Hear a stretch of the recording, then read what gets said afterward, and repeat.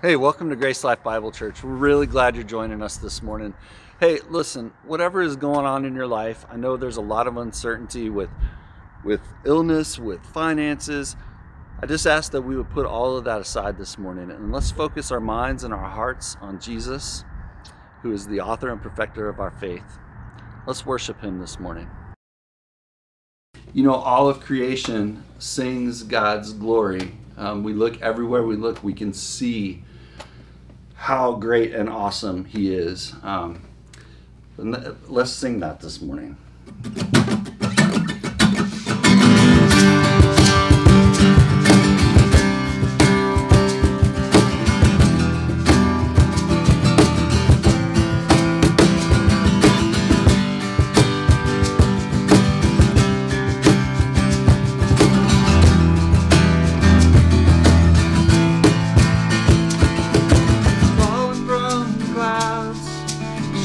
Lovely sound, hear it in the thunder and the rain, ringing in the skies like cannons in the night. The music of the universe plays, singing you are holy, great and mighty. The moon and the stars declare who you are. I'm so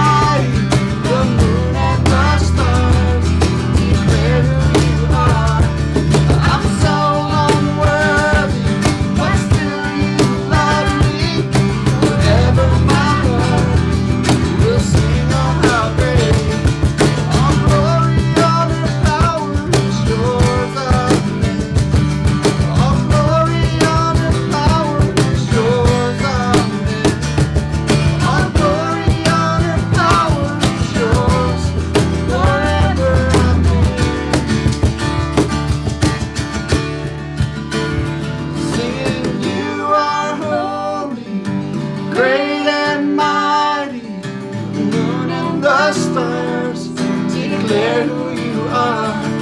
I'm so unworthy, but still you love me. Forever my heart will sing of how great you are. Holy, great and mighty. The moon and the stars declare who you are. I'm so unworthy, but still you love me. Forever my heart will sing of how great you are.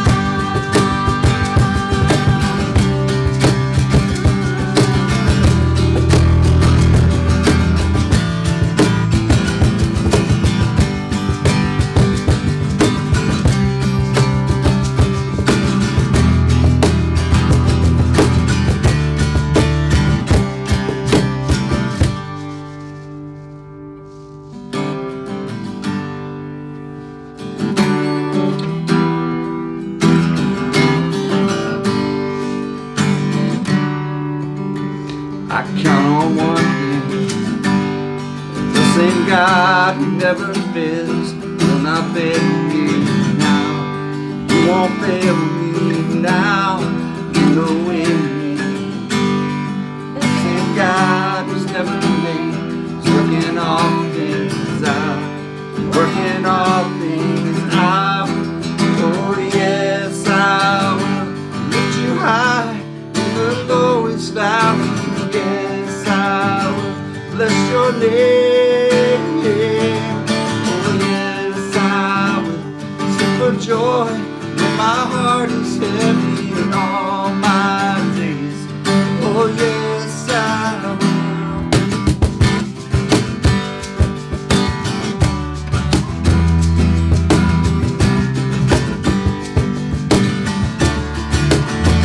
I count on one thing, the same God who never failed will not fail me now.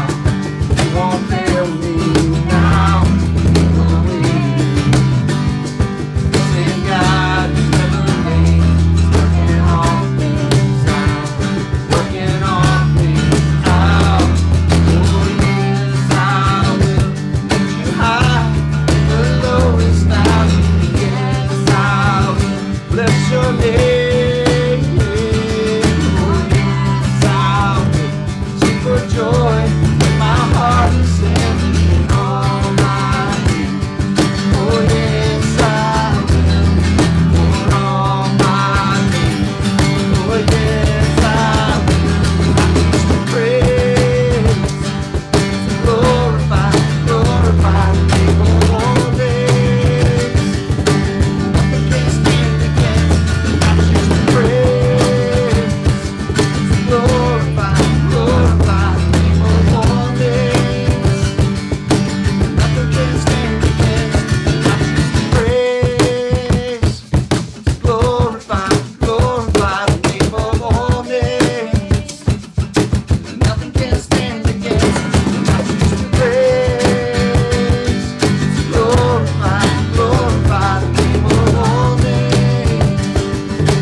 Nothing can stand against. Oh yes, I will lift you high in the lowest valley. Yes, I will bless your name. Oh yes, I will sing for joy when my heart is heavy in all my days. Oh yes, I will for all my days. Oh yes, I will for all my days. Oh yes, I will. You know, in this life, we're constantly trying to find satisfaction. We're constantly looking for the next thing that's just going to make us happy. And I spent years of my life searching for that next thing and that next thing and that next thing. And everything failed me until I met Jesus. And Jesus has filled my life with joy. Jesus is enough for me. I don't have to search for that next thing anymore. Let's sing that this morning.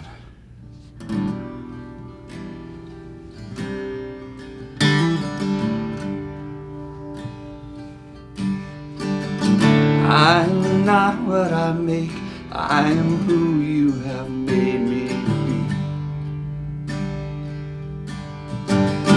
I am not what I've done, I am loved unconditionally.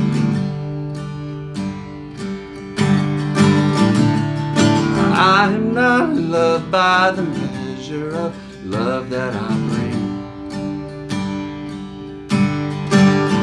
I am not who I know, I am known by the King of all kings. Jesus, you are enough. Jesus, you are enough for me. With nothing, I still have everything. Jesus, you are enough for me. You are maker made visible, holding the world in your hands. You are patient and merciful, giver of grace without end. Satisfied simply by the kingdom you've always been.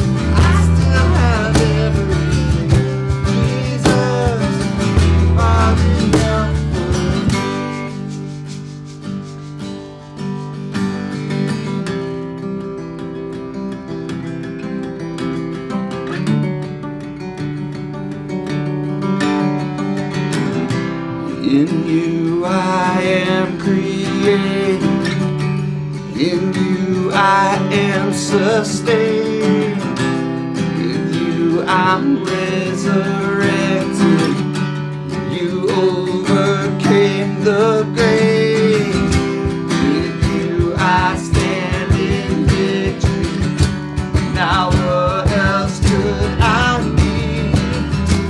With you I want for nothing, Jesus my everything. Jesus, you are enough. Jesus, you are enough for me. With nothing, I still have everything. Jesus, you are enough for me. Jesus, you are enough. Jesus, you are enough for me. With nothing, I still have everything. Jesus, you are enough for me. Jesus, you are enough. Jesus, you are enough for me. With nothing, I still have everything. Jesus, you are enough for me.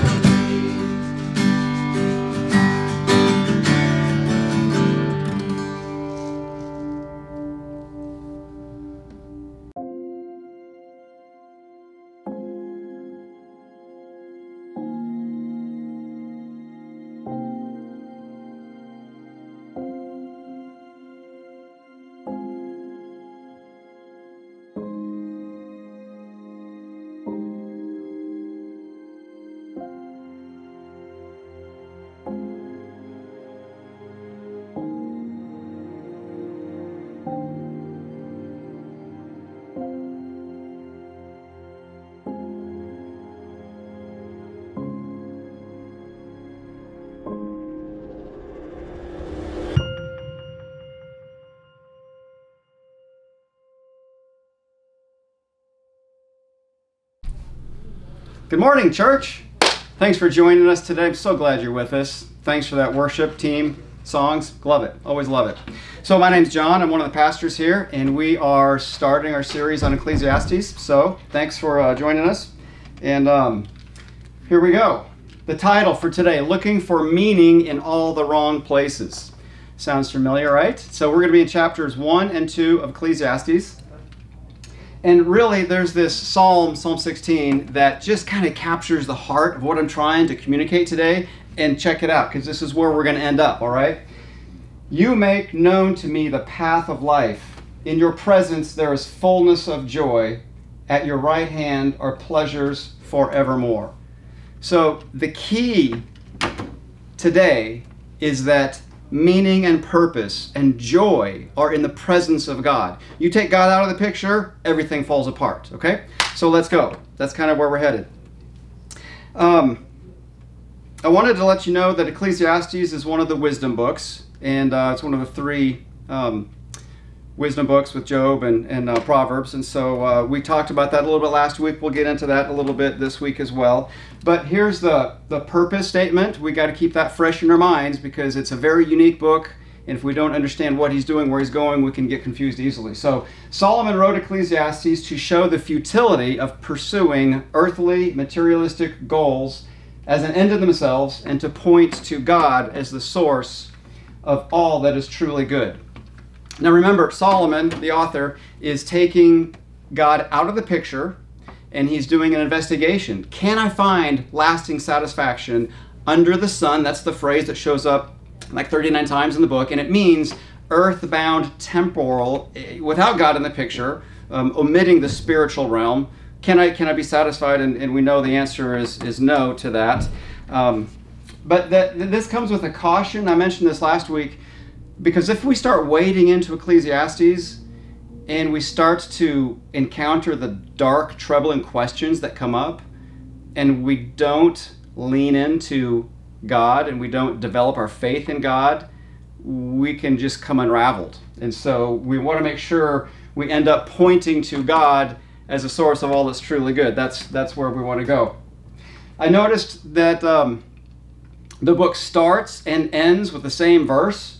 So, vanity of vanity, says the preacher. Vanity, all is vanity. And then the very end, chapter 12:8, same verse, vanity of vanity, says the preacher, all is vanity. And in between chapter 1 and chapter 12 is his futile search for meaning without God, without the spiritual realm. That's kind of how he's rolling. I mentioned this before, that vanity, we got to make sure we understand this word. There's no one English word that really captures the full idea of this word. It's very unique. It has the idea of a breath, a vapor, and it doesn't mean just meaningless, pointless. It's certainly not like Carly Simon's version of vain, vanity. Okay, it means something that's short, elusive, fleeting. All right, that's the sense of what's going on here. So we also need to remember where Solomon is going with this book. I spent all last Sunday talking about that. We went to chapter 12, we dug into that, and so I'm just going to mention that at the beginning of every chapter we march through, because he's still aiming at chapter 12, and here's where he's ending up. Besides being wise, the preacher also taught the people knowledge, weighing and studying and arranging many proverbs with great care. So weighing, studying, and arranging proverbs. The preacher sought to find words of delight, and uprightly he wrote words of truth. The words of the wise, these words of truth, are like goads and nails. Firmly fixed are the collected sayings. They are given by one shepherd. So this one shepherd is God. And I talked about the differences between Ecclesiastes and Proverbs. Proverbs is basically general rules. You follow a formula, and usually the outcome is predictable. That's why it's a proverb. Okay, you're not supposed to do it and see the outcome. There are exceptions, of course. Ecclesiastes is a little more complex. We don't always have a formula to follow, and things just don't work. We covered that last week. But we need to keep in mind that Ecclesiastes is written more for mature audiences that are struggling with these dark questions when things don't turn out. And so that's where we're going. Another clue here about Ecclesiastes is the book is structured around 7 conclusions or 7 solution statements. What Solomon does is he wades into some difficult categories, asks some hard questions, and then he wraps it up with a summary statement, a conclusion, a solution statement. And so today we're going to go through chapter 1, chapter 2, and at the end of chapter 2 we're going to see solution statement number 1. So that's kind of how we roll, and then next Sunday we'll take the next section and then also that solution statement number 2. All right, so that's kind of where we're going there. And so here, if you take all of the solution statements, just the words of the verses, and you put them in a wordle, this is what you get. So the words that show up in large show up more frequently than words that are small. So you can see all 7 solution statements compressed. Work, drink, enjoy, eat, find satisfaction show up a lot. And it's very interesting because Solomon is saying, I can't find satisfaction apart from God, but the conclusion is, with God, we should be doing all these things. That's the key, all right?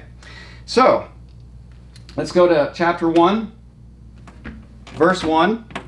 The words of the preacher, king in Jerusalem. Vanity of vanity, says the preacher. Vanity of vanities, all is vanity. So it says he's the son of David. I'll get into that a bit later, but Solomon is the son of David. The cyclical nature of what Solomon is observing frustrates him because many things happen over and over and over, but they're never finished. They never accomplish anything. They never achieve anything. It's a little bit like at home when you labor and labor and labor to clean the kitchen, wash the dishes, and 10 minutes later, somehow a dirty bowl, cereal bowl, cup shows up, coffee mug. Well, where are these people that keep putting these things that just pop up? Okay, it's hard. No matter how many dishes you wash, you're never finally done with washing dishes, are you? So that cyclical thing is kind of what's frustrating here, and that's part of that word vanity. But there's a deeper part that I really want to make sure we cover, and that is our inability to understand what God is up to. It's as though, and this word occurs very frequently in Ecclesiastes, and that is darkness. It's not an evil darkness. It's just I can't see tomorrow. I don't know what's going on. When bad things happen, we don't, with clarity, know all the details. We have promises that God is good and He's working for His kingdom, right? Romans 8:28. Sometimes people take that like, oh, it'll work out good for me and my comfort. Back up there, it's His kingdom purposes in mind, and He's good and He blesses us, but we never want to marry our comfort with God's sovereignty or goodness, because when something bad happens, we can be theologically a bit confused. So God's knowledge and power and our limited understanding or ignorance and our impotence, there's this huge gap between the two, and that gap is part of the word vanity, just not knowing, not understanding what God is up to. All right, especially in terms of the future. So we look at this and we can become concerned that our comfort is compromised, or our comfort may be compromised. That's not really assuring to anybody, and that's just something we have to stare head on and make sure we can figure that out. Verse 3 says, "What does a man gain by all the work at which he works under the sun?" So again, that phrase, under the sun, means this side of heaven, excluding the spiritual. Can we find lasting satisfaction in this brief, earthly, mutable, changing world? And of course, he's going down the path that you can't. And so here's a couple of quotes that will help with that. "If you are trapped in the visible world and insist on seeing nothing else, cold logic will lead you towards meaninglessness and despair." This is exactly what Solomon is up to. He's like, I want to strip God out of the picture and just see if the visible world can produce satisfaction. And he ends up in despair. And we'll see that pretty quickly. All right? So, we're looking for meaning in all the wrong places. Verse 4, this is where we start to see the limits of history to give us meaning and purpose. A generation goes and a generation comes, but the earth remains forever. So, do you know your great-grandfather's name, great-great-grandmother's name? Isn't it weird how we generally don't know much about them, and yet that's where we come from? Probably have a name, a story, immigrating or whatever, but does it trouble you that in a couple generations, you and I will be just some little name and some dusty genealogy computer program? I was going to say a book, but by that time, they won't have books, right? So it's interesting how generations come and go. They're forgotten. They don't really know, they're really known.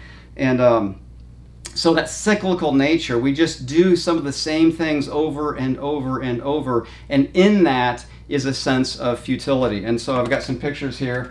This is a house that we got a while ago and remodeled it, because the picture, you can't smell the smells in this picture, okay? I mean, if you walked in there, you're just like, I got to take a shower because I was in the room, right? I mean, okay, I won't go into too much detail, but just, okay, so that's what it was like.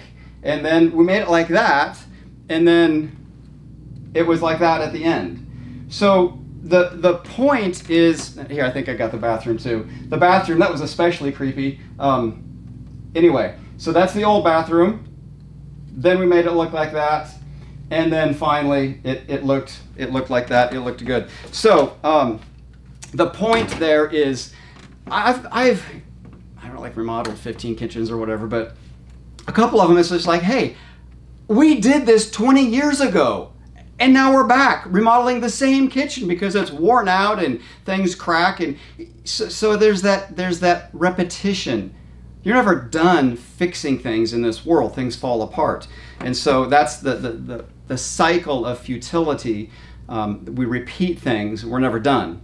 And that's what he's observing. So, chapter 1, verse 5. Looking for meaning in science.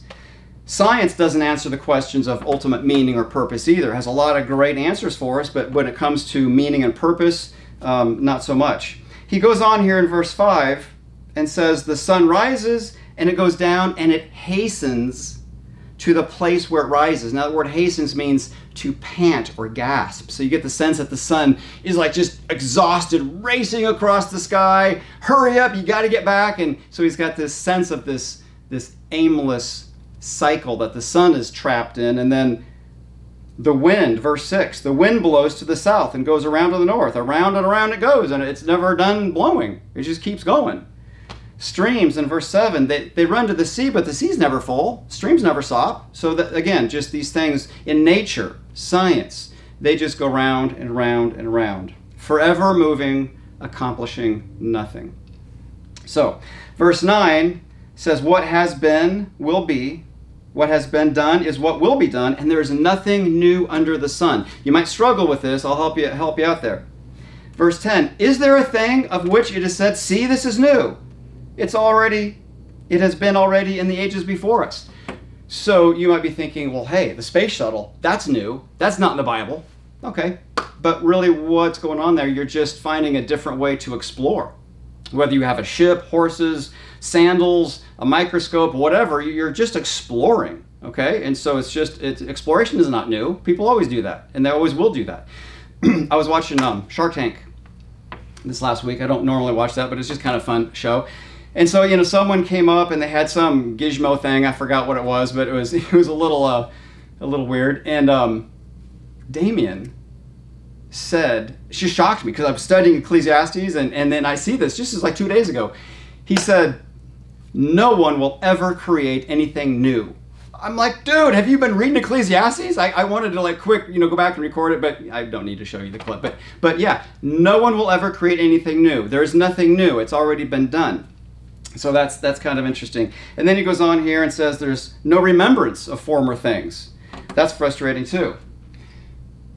The task, this is where he sets forth his task, having not found answers in history, not finding answers in science. His task here is to know wisdom, madness, and folly. He's trying to get his hands around these things, and it's like chasing wind because you can't really grab these things. And so he says in verse 12, I, the preacher, have been king over Israel in Jerusalem. Solomon was king. 13, I applied my heart to seek and to search out by wisdom all that is done under heaven. It is an unhappy business that God has given to the children of man to be busy with. So, just got a question for you here. Raise your hand. How many students do we have? Students. High school, college, grade school. Let me just... Okay. Someday we'll be back. Okay, someday we'll be back in person. But anyway, imagine you're a student and you have an assignment, and your assignment is this. Search out all that has been done. Due Friday. Yeah, all that's been done. That would be quite a task. This is what Solomon's doing, and he has investigated all that's been done by wisdom. Now, in Proverbs, wisdom leads to success and joy and good relationships and sometimes abundance. And Ecclesiastes, wisdom here, it says it leads to vexation, anger, a burden, and pain. Why? The very first chapter of Proverbs tells us why. I think it's verse 7. Because Proverbs starts by saying the fear of the Lord is the beginning point for understanding wisdom. Solomon, because of his experiment, has removed that component. So without the fear of the Lord, wisdom leads to frustration. All right? Verse 14, I have seen everything that is done under the sun, and behold, all is vanity, striving after the wind. He doesn't say that satisfaction is impossible. He's simply saying that given his experiment, the constraints of his experiment, the way he's going about it within that realm, doesn't happen. Not going to find it. Verse 15, what is crooked cannot be made straight. What is lacking cannot be counted. That's a fascinating little phrase. And sometimes in this broken world, things get crooked and you can't straighten them. Like a heavy gauge piece of wire. Once it got a bend in it, you just can't get it perfect again, right? And some people, it seems, are more interested in being perfect than being redeemed. And this is what I mean. Remember, our lives are complex. And because of that, we manage complexity. And we don't really ever solve all the broken problems and relationships and feelings and emotions and everything in our life. So we have to learn to manage those and bring those in faith to a good God and let Him redeem us. We're still crooked and broken, right? We're redeemed, we're whole, but the point isn't to be perfect. And so sometimes I get the sense that some people are like more interested in like, stop that, do this, and make sure that's right, and kind of uptight because it's like perfect. And I think here we're invited in this book to just accept the world's broken and messed up. And we want to glorify God by excellence and do all we can. But my purpose isn't to make you perfect and to straighten out everything in your life. My goal is to point us all to Jesus, receive that redemption, and in fact, in the midst of that brokenness, we might have a sweet ministry of opportunity to show and share how Jesus has healed us and touched us, and in spite of our crookedness, okay? So I think that's a sweet verse right there. Verse 16, I said in my heart, I've acquired great wisdom, surpassing all who were over Jerusalem before me. My heart has had great experience of wisdom and knowledge. I applied my heart to know wisdom, to know madness and folly. I perceived that this also is but striving after wind. For in much wisdom, much vexation, means anger and tension and frustration. And he who increases knowledge increases sorrow. Interesting. So this is where he's going here. There's a parallel again between the beginning chapter and the end chapter. These are bookends. It's the way authors sometimes frame their content. They start with an idea and they end with the same idea, and everything in the middle is contributing to those main ideas. So on the left, verse 18, in much wisdom is much vexation, anger, and stress, and burdens, and increasing sorrow. And the end of the book, he says, and all the students will rejoice and affirm that this is true, of making many books there is no end, and much study is a weariness of the flesh. It just gets you tired. I mean, why is that true? Because studying, it's just burn the calories, right? And you just get exhausted studying. And another reason, a physical reason, but there's an emotional reason behind this. Because acquiring wisdom means we have greater clarity and insight into how everything is just dysfunctional and broken. We can pull out our phones and see there's a flood in India and 1,000 people have perished. What do we do with that? How do we process that without getting cynical and cold and distant? So we're bombarded with this information and wisdom, and without God, we get stuck and we can blow up, all right? Moving on, so we go to chapter 2, looking for meaning and pleasure. So we're not finding it in history, we're not finding it in science. I'm not demeaning those disciplines by any means, but I'm just saying without God, they don't have what it takes to give you meaning and purpose. Unless you're just going to be like, well, I'm a professional scientist. Okay, that's great, but then you die, and what? That's the point here, okay? So, looking for meaning and pleasure. Verse 1, chapter 2, I said in my heart, come now, I will test you with pleasure. Sounds like an interesting test a lot of people would like to take. Enjoy yourself. But behold, this was vanity. I said of laughter, it's mad, and of pleasure, what use is it? I searched my heart how to cheer my body with wine. My heart was still guiding me with wisdom. So he's not just jumping off the bridge into hedonism here. He's just trying to navigate the freedoms he has as king to find pleasure and lay hold of folly. And yeah, it doesn't work. Here's a good quote that we're trying to say. The same book, the Bible that Jesus read. A wholesale devotion to pleasure will paradoxically lead to a state of utter despair. And that is so true, isn't it? I mean, don't we just think that if I could just pursue what I want, pursue pleasure, I would be happy? Well, that's a lie. Because there's other things in life. We're meant for other things. And if we ignore those things that God has designed for us and we just stick our head in the sand of pleasure, then it's not going to work out.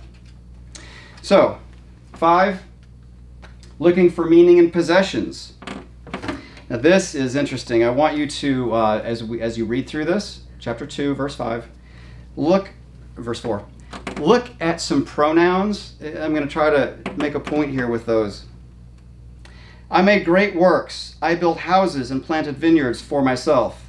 I made myself gardens and parks. I planted them all kinds of fruit trees. I made myself pools from which to water the forest of growing trees. I bought male and female slaves. I had slaves who were born in my house.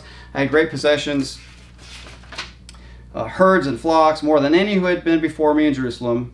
I gathered for myself silver and gold, and the treasure of kings and provinces. I got singers, men and women and concubines, the delight of the sons of men. So I became great. I surpassed all who were before me in Jerusalem, and my wisdom remained with me. That wisdom right there is not the fearing kind of God wisdom. It's just earthly wisdom of success, okay? He says more than any in Jerusalem before him. Okay, David is the only king to rule in Jerusalem before Solomon. So is that kind of like, of all of them? It's like, okay, Jerusalem before it was called Jerusalem, before David, when David captured it, it was called Jebus. Has a long history of many kings, and it's possible that Solomon is simply saying, you know, anybody in this throne, in this place, which is now called Jerusalem, you know, he has more than them. All right. But did you catch the pronouns? For myself. For myself. So my mom passed away in 2008, and I spoke at the service, very hard to do. But I titled it, My Mom Was Smarter Than Solomon. Kind of catchy, right? Get you thinking. And my point was, I shared with the people that my mom understood serving others. And she did really not much for herself. It was always serving others. And that just catches me. It's such a contrast. I mean, Solomon has all these resources, and his pursuit is for me, mine, right? For me, what work? So, if you're gonna try to find pleasure by just buying everything for yourself, it's not gonna work. It's ironic that real satisfaction is serving others. All right, verse 10. Look at this verse. And whatever my eyes desired, I did not keep from them. What? I kept my heart from no pleasure. For my heart found pleasure in all my toil. This was my reward for all my toil. And that's all his reward is a bit of earthly pleasure, but there's no lasting to that. I considered all that my hands had done, the toil expended doing it, and behold, it's vanity, striving after wind. Nothing to be gained under the sun. So all that hard work, and it just disappears. So I've got a sad story here, true story, sad story, that illustrates this. The point about just doing whatever you want. And that's kind of intriguing. But here's a guy who did whatever he wanted, and his name is Oscar Wilde. So some of you poetry, English literature kind of people probably know the whole story. But he was born in 1834, England. He went to Oxford, tons of awards, did really, really well. And in fact, one of their writers said that he was the most quotable author next to Shakespeare. That's crazy. He was he had the heights of social elite at his fingertips, all right? And yet he writes this from prison, a broken man. He says this: the gods had given me almost everything, but I let myself be lured into long spells of senseless and sensual ease. I amused myself with being a dandy, a man of fashion. I surrounded myself with smaller natures and meaner minds. I became the spendthrift of my own genius, and to waste an eternal youth gave me a curious joy. You can see how this guy writes, right? He's really gifted in terms of words. He goes on. Tired of being on the heights, I deliberately went to the depths in search for new sensation. What the paradox was to me in the sphere of thought, perversity became to me in the sphere of passion. Desire at the end was malady or madness or both. I grew careless of the lives of others. I took pleasure where it pleased me and passed on. And here, listen to this. This is amazing. I forgot that every little action of the common day makes or unmakes character, and that therefore what one has done in secret chamber, one has someday to cry aloud on the housetop. That's just profound. I ceased to be lord over myself. I was no longer captain of my soul, and I did not know it. I allowed pleasure to dominate me. That's what we're talking about. I allowed pleasure to dominate me. and I ended in horrible disgrace. There is only one thing for me now, absolute humility. That's so sad. He dies broken, bankrupt. He lost his family. He lost his finances. He loses everything. 46 years old, a gifted person like that, crashed and burned because he pursued pleasure at the expense of God.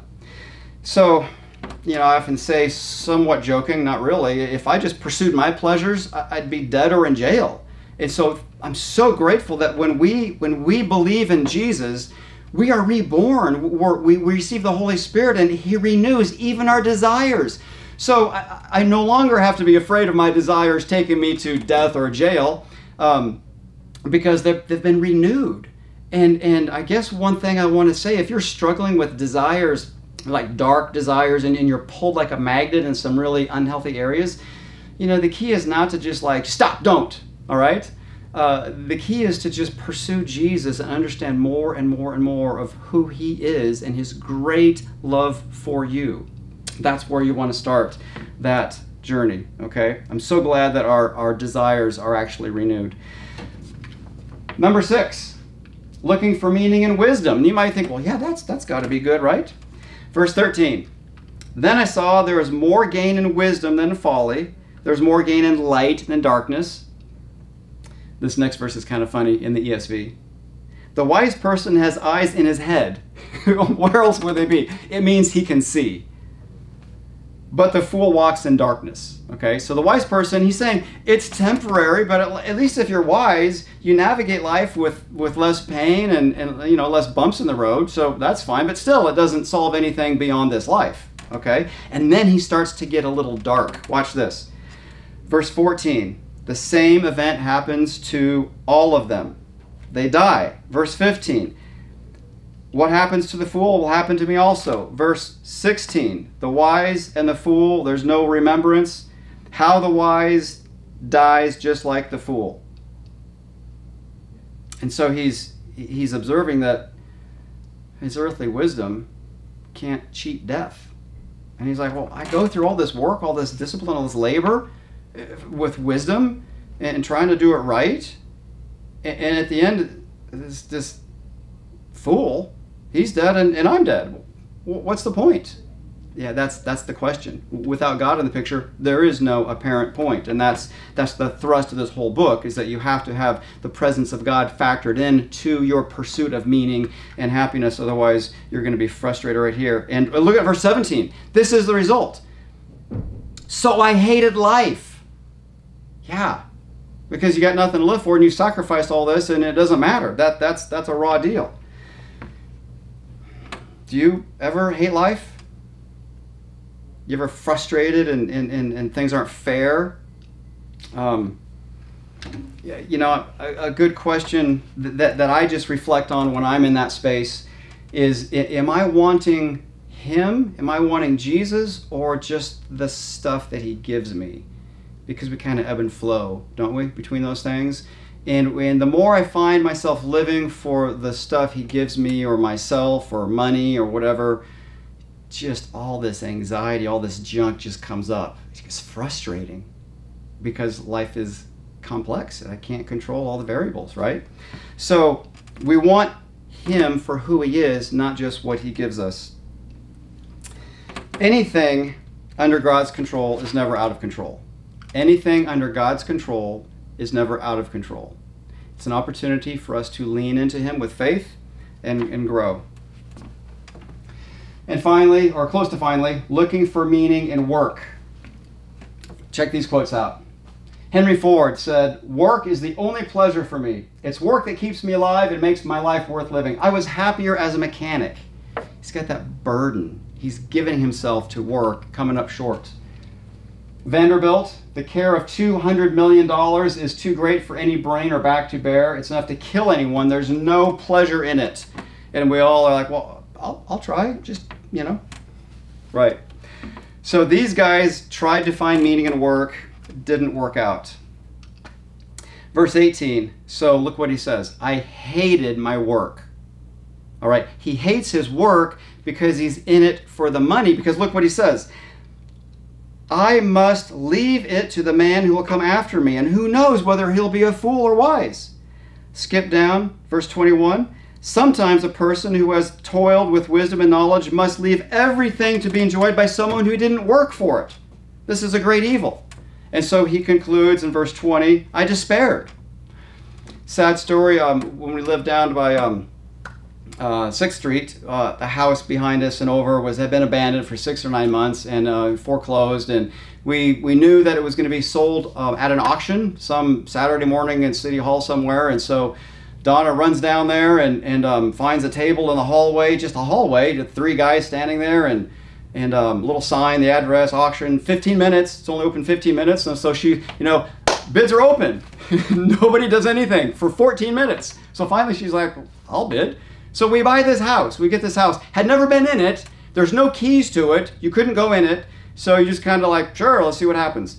So I had to tell the neighbors, hey, I have to break in the house because, whatever, there's no keys and stuff. So we go in the house and it's, a bit of rough shape, but, not too bad. But the attic was amazing. Full of stuffed animals and those big Star Wars cardboard cutouts and toys and typewriters and files and just stuff from whoever was in it. And we found out a super sad story. The father, every month, paying his mortgage, pays off the house, gives the house to his son. You know where we're going with this. His son takes a loan out on the house and just splits. Bank took the house, son's gone. And so we buy it in rough shape and had to fix it up. Sold it to some friends, and they're still enjoying it. But in that story, so the dad, he had to give his property to someone who was in fact a fool, and it was even his own son. And that is a weird thought. Everything you have, everything I have, someday will be given to someone else. That's what wills are for. You don't want this to go here, but you don't really have any control over what they're going to do with it or if they're going to be wise or foolish. And that creates some stress here. And then he says in verse 23, even in the night his heart does not rest. This is vanity. And I love this verse. This is worth memorizing. And look at the presence of God for the solution. Unless the Lord builds the house, those who build it labor in vain. Unless the Lord watches over the city, the watchmen stay awake in vain. And then verse 2, look at this. It is vain that you rise up early and go to late to rest, eating the bread of anxious toil, for God gives his beloved sleep. God gives sleep. I have been at places in my life where there was so much going on, so much to do. I couldn't possibly do it all, and the pressure, it had to be done. And I remember multiple times, almost like a spiritual discipline. I'm not joking here. I would go to bed later than I liked, but I would go to bed. I would meditate on this verse and say, Lord, I can't do everything. Unless you do this stuff, it's a waste of time. Would you please help me and work while I sleep?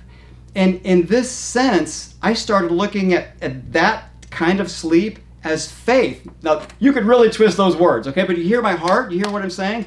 Is that I could toil all night and just work and get stressed out, but that's not what God wants for me. That's not what I want. And so there are times where I have to just let it go, set it down, and go, Lord, please help address this. I'm going to bed. I just can't keep working 17 hours a day. There was a season like that. Not a healthy season. Which reminds me, you will die with things to do.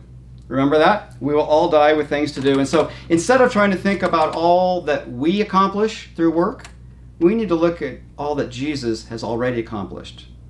What he did doesn't have to be repeated. You know, those aimless cycles we're talking about, they don't apply to him. His sacrifice was made once. Done.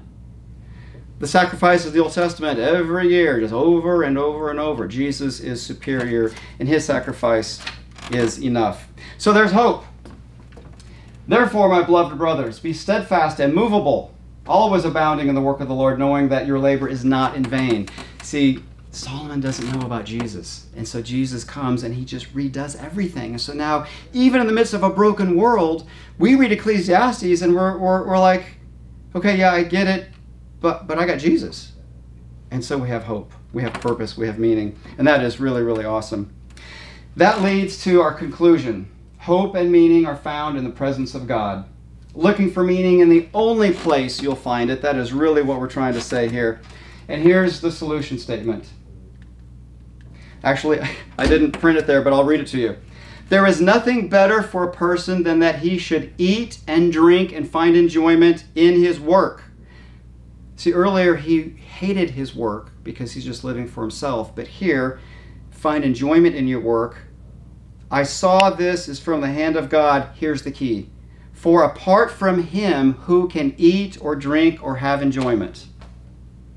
No one. Do you see what he's doing here? He's going through all these experiments. I tried history, science, pleasures, money, possessions. Who can enjoy life without him? We can't. So these chapters are telling us that ultimate satisfaction is found in the presence of God. At his right hand, pleasures forever, okay? I don't know where you are, but we talked a little bit about goads and nails last week. And so remember, a goad, a long stick to poke.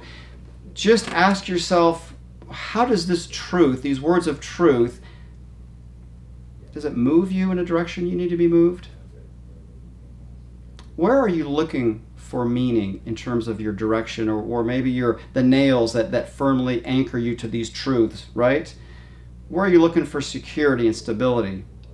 Does it trouble you that the Bible just flat out says pleasure, money, wealth, all this stuff is a waste of time without God? The point here, remember, is to kick out those crutches that we sometimes prop ourselves up with and to lean in faith in God and learn to trust him and like I said earlier, redeem us. Apart from him, who can eat, enjoy, no one can. All right? So, I just want to invite you to take some time this week to meditate on how you think, because this isn't about, like, stop having parties and give all your money away. That's not it, right? It's about how do you think about your success? How do you think about meaning? What things do you do to prop yourself up that you might want to let go and just lean into who God is, his goodness, the redemption that he offers through Jesus? That would be good. Augustine said, "You have made us for yourself, and our hearts are restless until they find rest in you." My prayer would be that you find rest in God. Heavenly Father, thank you for your word. I'm just glad that Solomon's just gone down this path so we don't have to. I pray that you'd give us the wisdom to listen, hear, and believe his story so we don't have to experience it, all the pain, all the heartache, like that Oscar Wilde story. Man, just don't want to go there. Lord, give us ears for your spirit, that you would guide us through this complex life that we live, especially now with social distancing and fears about the markets and fears about the virus and so many things out of our control. You are stable, you are good, and may we lean into you and actually have our faith grow during this time. Amen.